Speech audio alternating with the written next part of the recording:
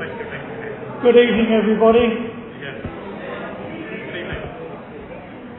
Welcome to St Bart's Church, and welcome to the April meeting of Horley Local History Society. We're delighted to be back here. Some of you with decent memories may remember that we were here in 2017, and I have to say that the talk I'm going to give this evening is pretty much the same as the talk I gave then. Because the history of St Bart's Church hasn't altered much in the meantime. I just need to apologise for one particular thing, and that's the fact that I'm going to have to read most of this talk, because as you can imagine it contains quite a lot of facts and dates, and my memory is such that if I don't read it, I'm bound to get them wrong. As many of you will know, the origins of the town that we now call Horley lie in the later years of the first millennium. We know that the town, the area familiar to us all today, was a large common and a forested area, and that it was known as Thundersfelde or Thunderfield, and perhaps that was a derivation of Thuner's Field. Thunderfield was originally a royal domain, and it belonged to King Alfred. He died in 899, and later it belonged to his grandson, King Athelstan, who in 933 confirmed at Kingston that it was and had been for some years in the possession of Chertsey Abbey as part of the Manor of Sutton. And this was the most southerly of the Chertsey Abbey possessions, the only one in the Weald, and it was reconfirmed as such by King Edgar in 967.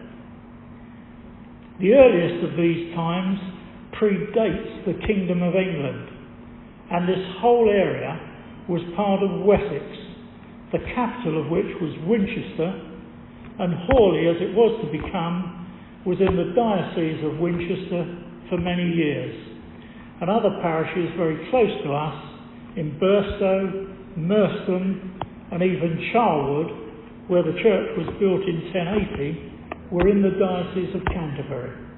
And if you look at this map, you can see that Wessex spread across the whole of the south of England at that time and included Horley. Winchester was right in the middle of Wessex. Slide 3, please. Quite when the first church was established here isn't known for certain, and it may be that a wooden structure was first established close to a fording point on the Emel stream, as the River Mole was known at that time. This may in turn have been superseded by a stone building, and it's probable that a slight mound was constructed to raise the structure above the frequently tested flood level. Little changes over the centuries. It is possible that this church was one of two churches in the Manor of Sutton which are mentioned in the Domesday Book of 1086. In 1191, Chertsey Abbey was granted the right to appropriate the vicarage of Horley to its own use, and it was made clear that this right had existed for some time. So it must be assumed that a church and a vicar came before the vicarage. Therefore, it's certain that a church at Horley was established by about 1150 to 1180, though whether this was a wooden or stone structure is not known. This church was dedicated to the Immaculate Virgin Mary. The first use of variations of the name Horley occurred about this time, specifically as Horley in 1175. And the earliest known vicar here was a chap called Walter the Parson. And we know this because he witnessed a deed relating to the common in 1218. By 1262, a detailed agreement was made between John Medmenham, who was the abbot of Chertsey, and John de Wengham to hold 42 acres of abbey lands in Horley for life. Henry de Wengham was the vicar of Charwood in 1242, so the family was probably a local one. From the taxation returns of Pope Nicholas in 1291, we know that the living at Horley was valued at £14, 13 shillings and fourpence, and the tithe was valued at £1, 9 shillings and fourpence. Throughout the 13th century and into the 14th, the power of Chertsey Abbey grew, and it owned at least 20 churches in Surrey, including those in Byfleet, Cobham, Causden, Epsom and Esher. This parish church may, until this time, have been only under the patronage of Chertsey Abbey, but in 1313 the Bishop of Winchester ruled that it should be brought into corporeal possession so that Horley may honestly be served by vicars. And the church buildings at about this time must have been in very poor repair, and it's probable that the plans to rebuild it were laid at this time. In 1315, the building of what we now call the North Aisle, that's this aisle, and the bell tower was started. And the condition of the clay foundations caused much movement of the outer walls, and the addition of buttresses became necessary fairly soon in the life of the church. In particular, the bell tower suffered much movement, and the wooden braces had to be shaped to fit the leaning walls. It may have been built on the northern side of an existing stone church as a chantry to house the tombs of the Salomon family, particularly the tomb of the knight, which now lies at its eastern end, just here. The identity of the knight is uncertain. The church guide states that it is believed to be Ralph Salomon, but a recently published history of the Saunders family, who are descendants from the Salomons, asserts that it is more likely to be Roger Salomon, who died in about 1270, and who sometimes styled himself Roger at Lodge. The Salomons also held land in Langshot and Charwood, and the author of this latest work, Ralph Saunders, suggests that the tomb was placed in the new chapel at the expense of Roger Salomon's grandson, Richard Saunders, who had inherited considerable wealth via the Salomon and Collingham families, and that it was Richard who financed the new church building. The original burial place was close to the pillar, immediately in front of the north door. That's this pillar in the centre here. It's just underneath there can be found the inscription in Latin, "Here lies Salomon," and the family name morphed into Salmon and Salmon, not into Solomon. The effigy shows a knight in chainmail bearing the arms of Salomon, a double-headed eagle with a leopard's head on its breast.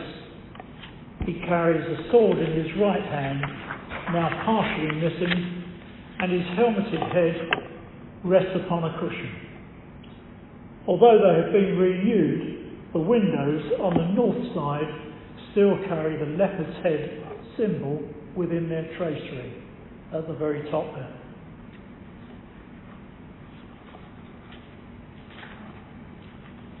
On the pillar at the head of the Salomon tomb, we can still see vestiges of the decoration that would have once filled the church. This can be seen on the pillar immediately in front of the north entrance. Close to the Salomon tomb stands the church baptismal font, which dates from around 1250 and may have stood in the original old church. It would once have stood just inside the entrance, symbolising entry into the church family. This end, the eastern end of the original church, incorporated a small chapel of lights dedicated to St. Catherine, looked after by the ladies of the church, and would have abutted the original structure to its south, as the corbels that supported the roof of that structure are still visible. You can see those up on the wall there.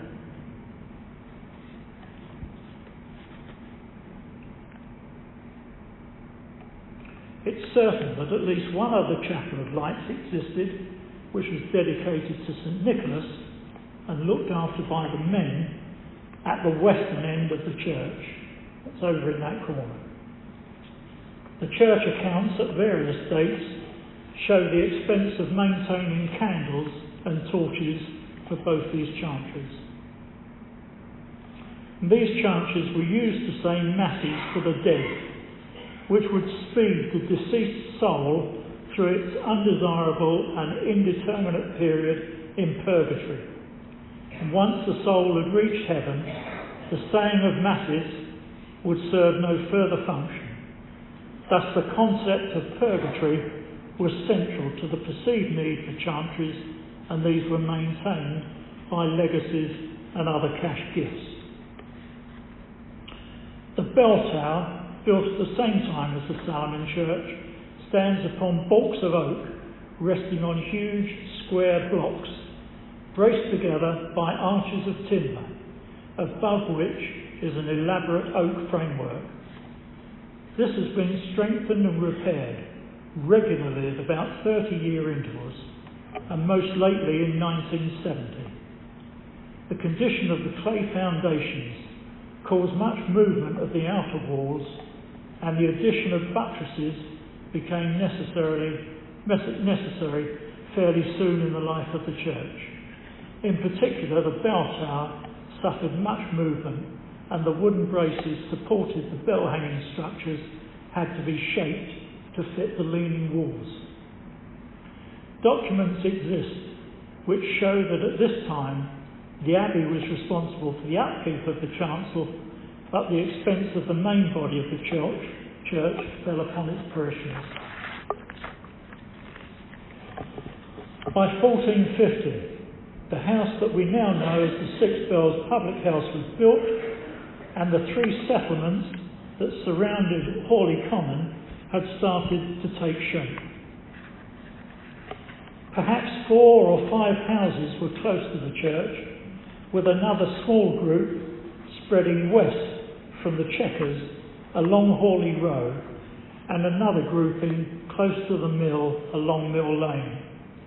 The two latter settlements were along what had then become the northern edge of the common, and the population of the combined settlements was probably about 200 people.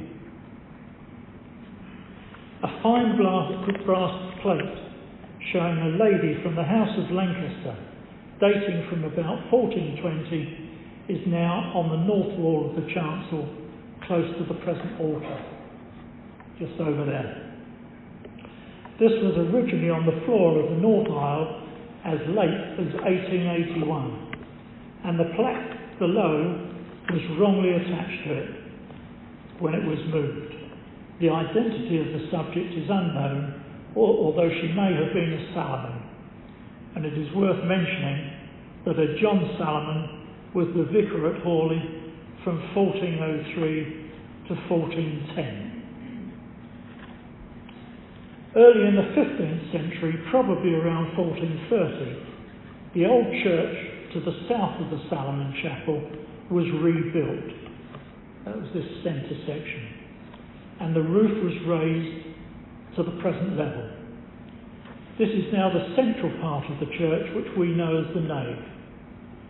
The corbels which supported the original roof can still be seen today. The dimensions of this section are irregular, being 19 feet wide at the eastern end and 21 feet 7 wide at the western end. And one of the consequences of this is that the window of the west end of the central section is clearly not central to the whole structure, although later alterations have hidden this from plain view and it's not noticeable today. That's the window which can be seen if you stand up and look to the back there, and that's dedicated to the Constable family. We know from entries in the church warden's account that bells were hung and regularly rung by the early 1500s, because records exist for certain repairs and also for the refreshment of bell rings. And it's probable that there were 4 bells at this time. A few years later, Henry VIII dissolved the monasteries, and during this process he described the monks at Chertsey as the foulest set of monks in the kingdom. And John Cordray, the last abbot, surrendered the abbey and all its possessions to the king. In 1541, the congregation were able to hear the Bible read in their own language rather than Latin, when the first English Bible was imposed upon all churches.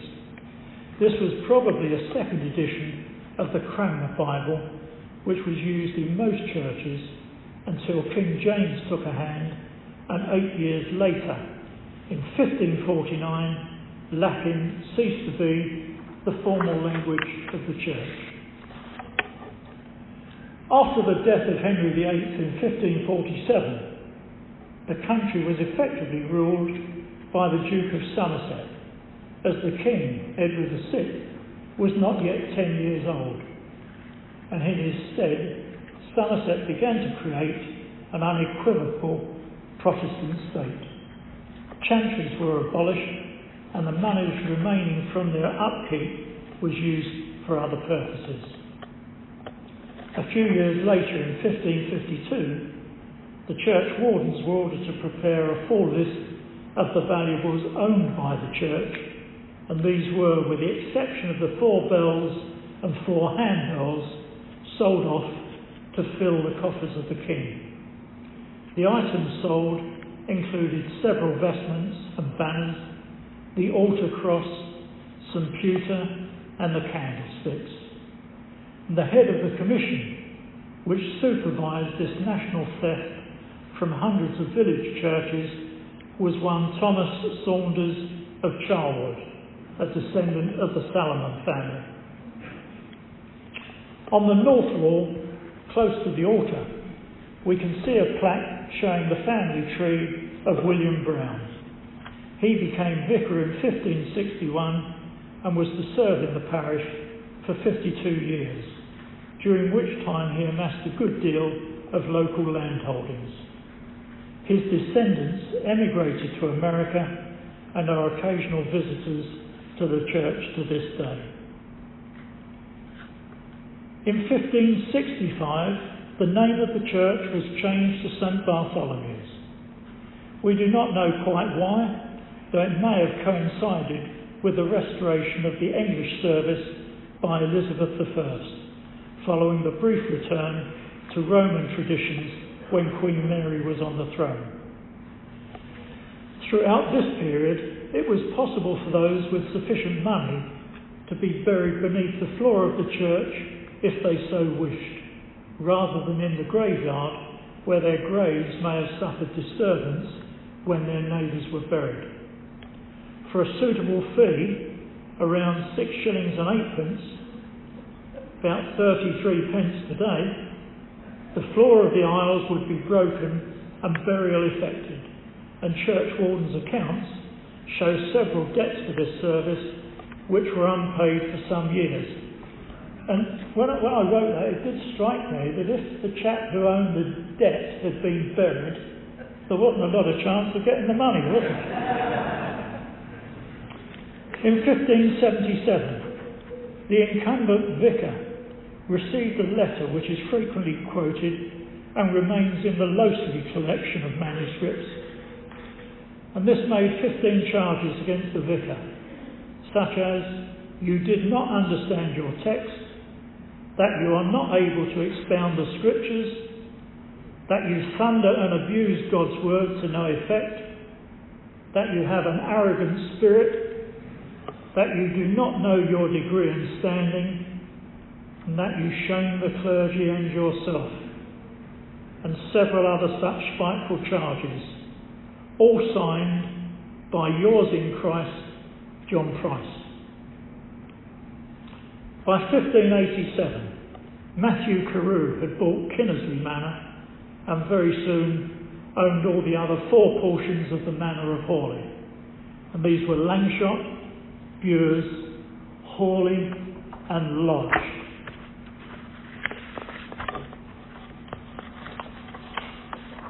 His ownership was short-lived because he sold them all in 1600, and they were again sold on in 1602 to Christ Hospital.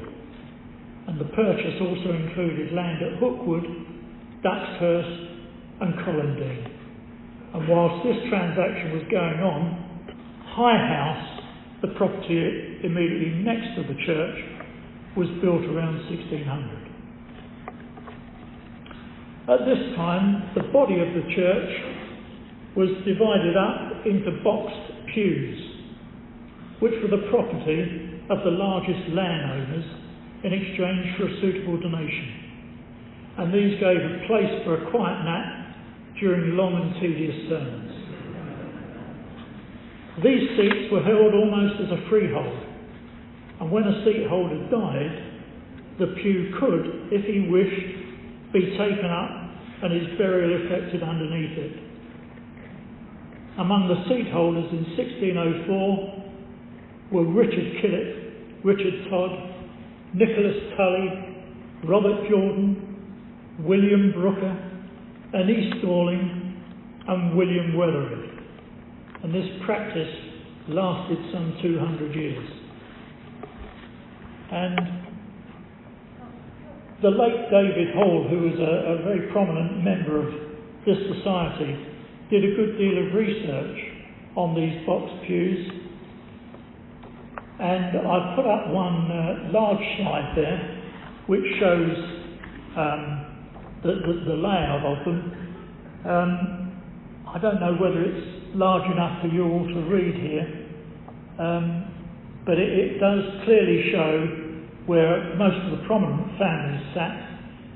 You can see where which pews were occupied by the owners of Kinnersley, Court Lodge, Spears, who owned Spears Farm, Horley Land, the Blundell's family, and several other families, some of whom are still in existence today, and other seats were specially reserved purely for the servants of some of the larger houses. And the seats just inside the door over there were common seats where anybody could sit. Next slide, please. Oh, this is one that I enlarged. I don't know whether you can see some of the names on there. And on to the next one.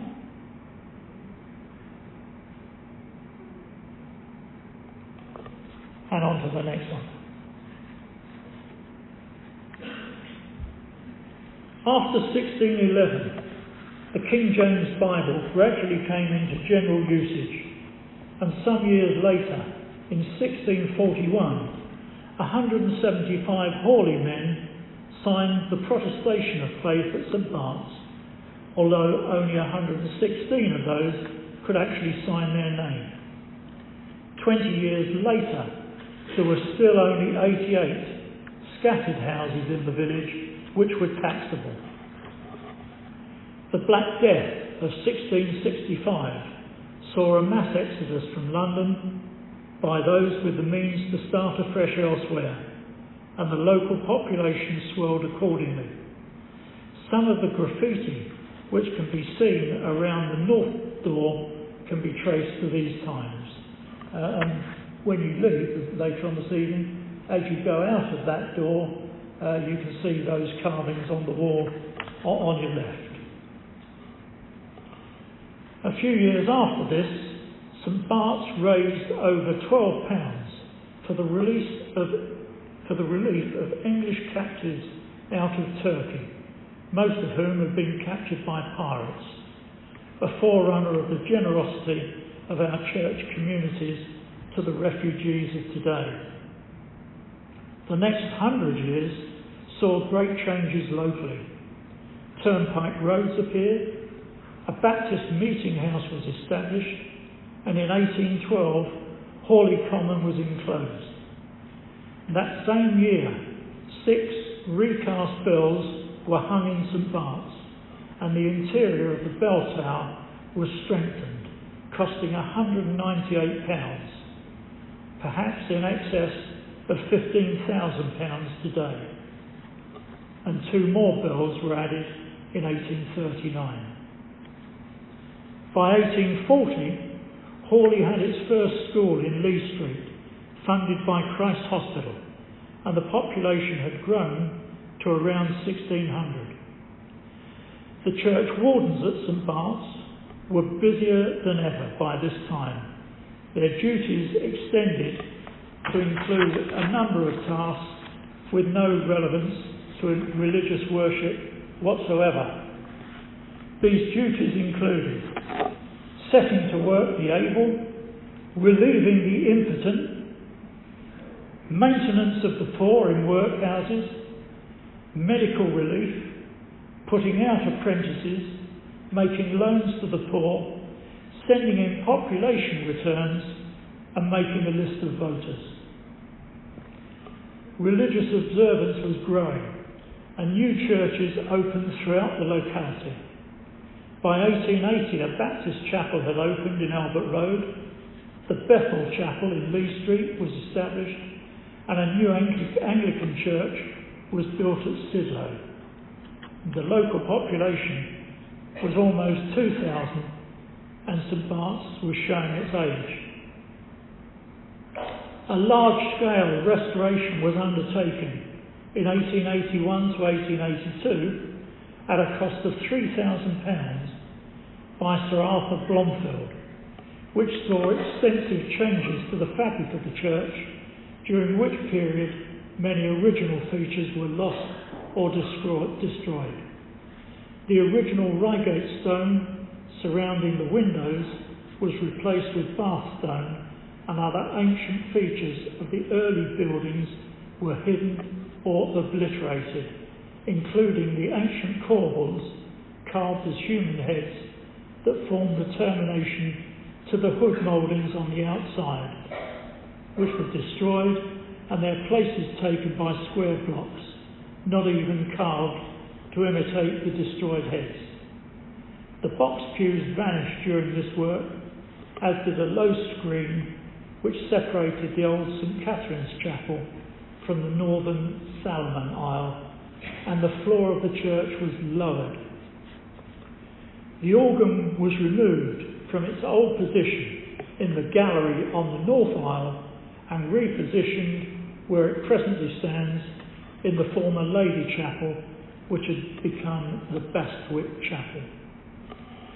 And strangely, the definitive list of Sir Arthur's work contains no mention of this restoration on St Bart's, so perhaps what seems an important event for us was just a minor job between his greater works. But by this time, one Henry Webber had begun to make his mark on the village. He was appointed a church warden in 1880 and would have had a hand in guiding this restoration programme. The church was reopened by the Bishop of Rochester on the 9th of March 1882. Henry Webber served at St Bart's as a church warden or sidesman until he moved to Eastbourne in 1915. Soon after this restoration, the mission church at Salfords was built and a swimming area was established in the River Mole just north of the 6 Bells, which has frequently appeared in postcards from this time. The population continued to grow to around 3,000, and so that we can visualise the village at this time, we should recall that the houses in Albert Road were built, but those in Lumley Road were still under construction. Massett's Road was a quiet green lane, and the coming of the railway in 1841 was already driving the growth of what we now call the town centre. Just 20 years after the restoration, the church was expanded again when the much-loved vicar, Reverend Henry Lewis, who had arrived in 1890, led a drive to raise funds and build the south aisle.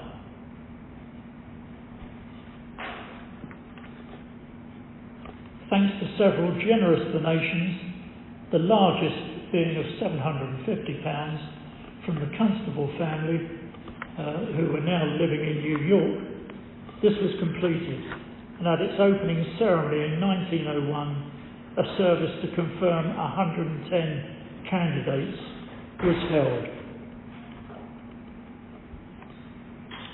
Should be on slide 17. There we are.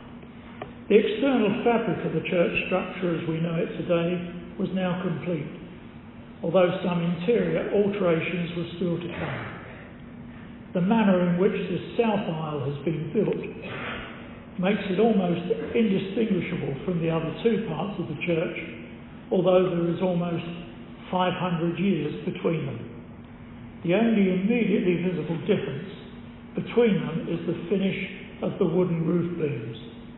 Those in the roof of the southern aisle are smooth, whereas their counterparts in the north aisle and the nave are rough-hewn. Next slide. And here's a view of St Bart's lifted from Google Earth. This enables us to see clearly the various stages of the church's construction. As the nation moved into the 20th century, the village honoured 3 local men who had died during the South African Wars. The fine lich gate at the Thorns Road, or the Brighton Road entrance to the churchyard, was built in their memory.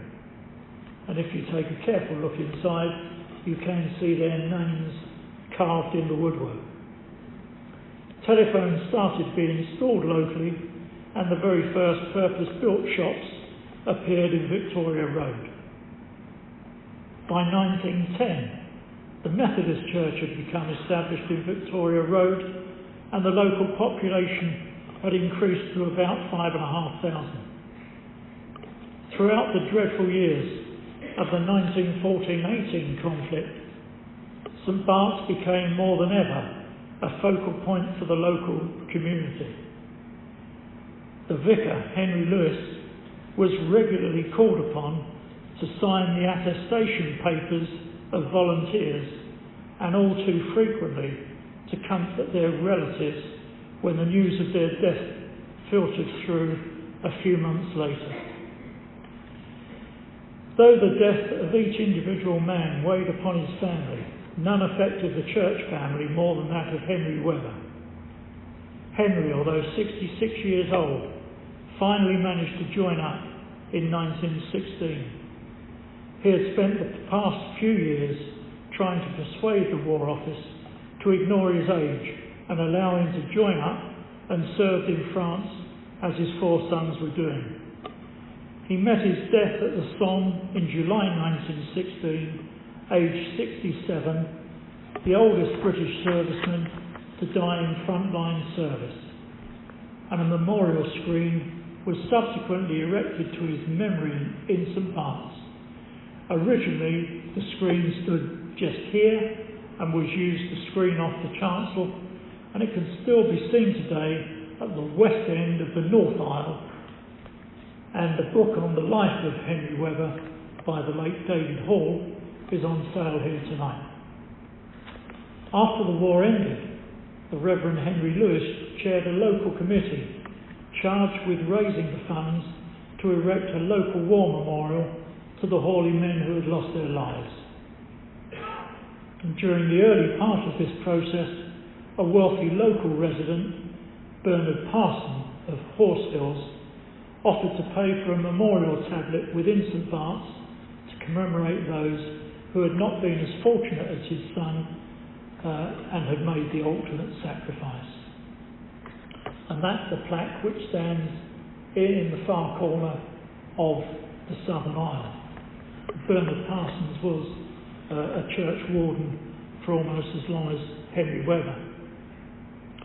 If you wish to know the full story of these men and the reason why these names are not identical to those inscribed on the Horley War Memorial, you must buy a copy of Men of Horley, 1914-18, by Doug Cox, which is on sale here tonight. 11 men are buried in identified World War I graves within the old churchyard of St Bart's. Not all of them were men of Horley, and some may have been hospitalised locally. Parsons' son, Major Bernard Parsons, DSO, survived the war, and his family was to give another act of generosity to St Bart's some 30 years later. The Parsons plaque is set into the west wall in the south aisle and has had 2 full side panels added which list the names of the 44 local men killed in World War II and one man who was not killed in World War II, but his name there anyway. In 1927, the 8 bells were tuned and rehung, but it was subsequently discovered that movement of the steeple when the bells were rung was becoming a cause for concern. Although extensive repairs were again carried out, the diocesan surveyor advised that ringing should be suspended for some months until the solution could be found and implemented. The interwar years saw the establishment of the Catholic Church in Ladbroke Road and also the building of the Plymouth Brethren Chapel in Lee Street.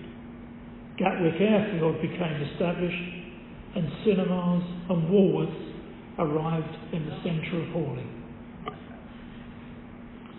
The Second World War from 1939 to 1945 left its scars on St Bart's when a German parachute mine landed on the houses immediately opposite the Lich Gate. At 8:58 on Thursday the 20th of March 1941, the resulting explosion destroyed all of the houses but fortunately killed only one man.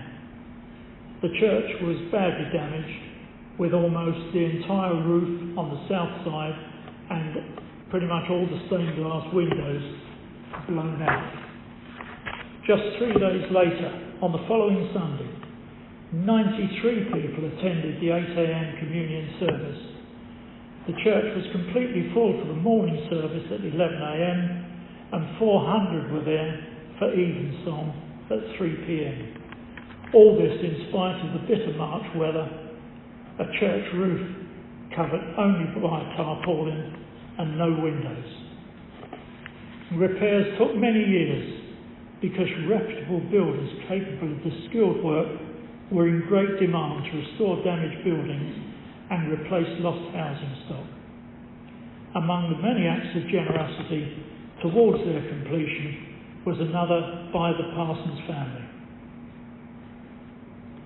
Elizabeth Parsons paid for the restoration of the east window of the north aisle, and whether she included it at this point or whether it had been in the original of that window, we don't know. But one way or another, she managed to have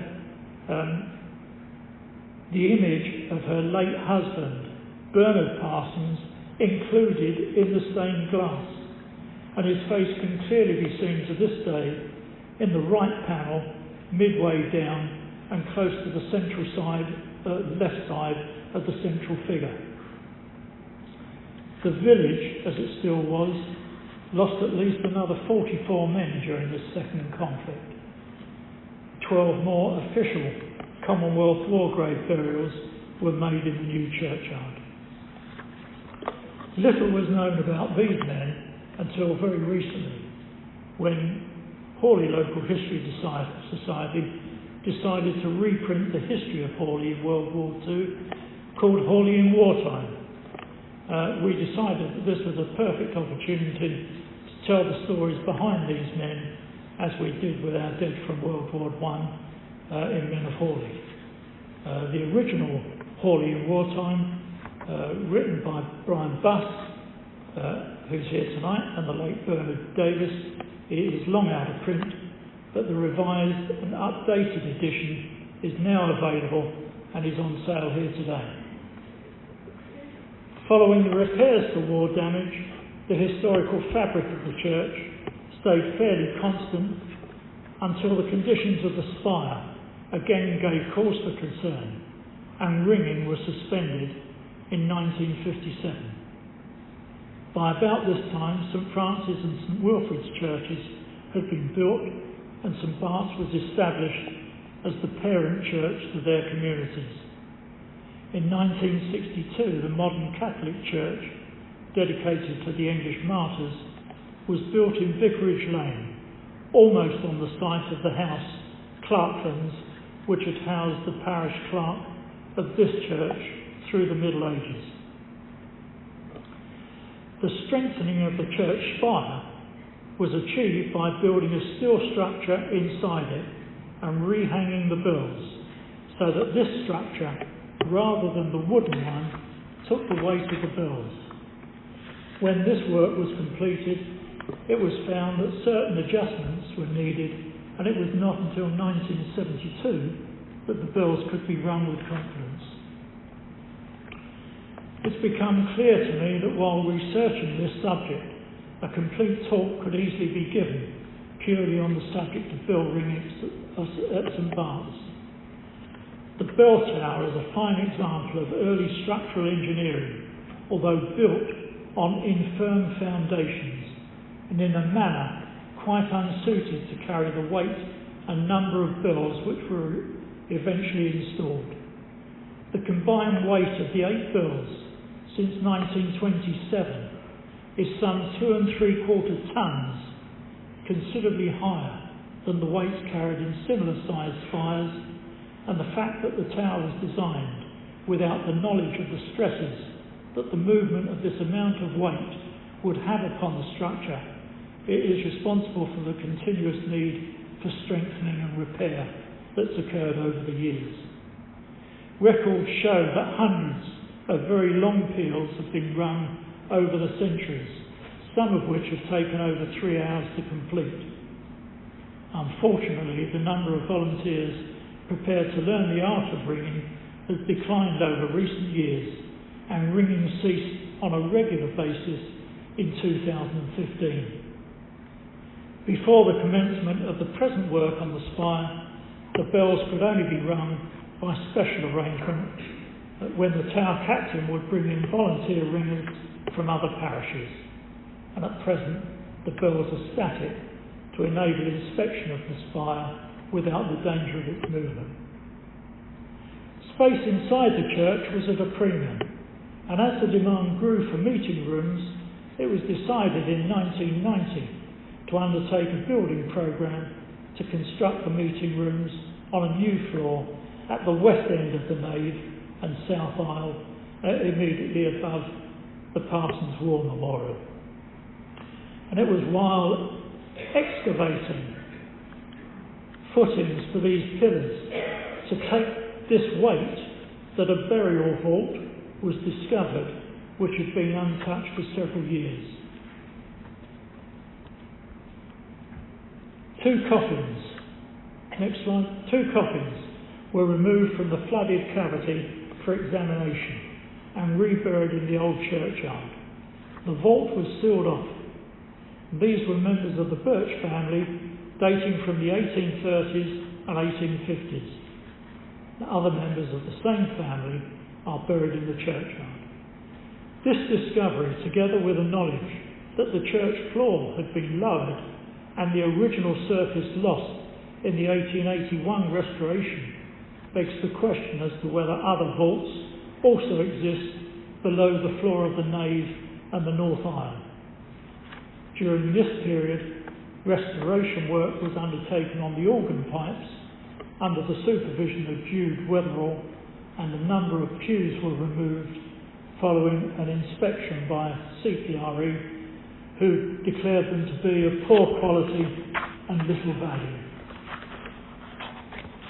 Just a few years later, in 1996, the interior of the church was repainted by members of the congregation, again under the care of Jude Wetherall, care being taken to leave on view the original painting, which can still be seen today.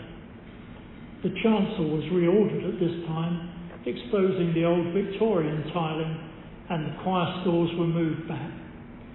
One pew was discovered to have Death Watch beetle and had to be burned.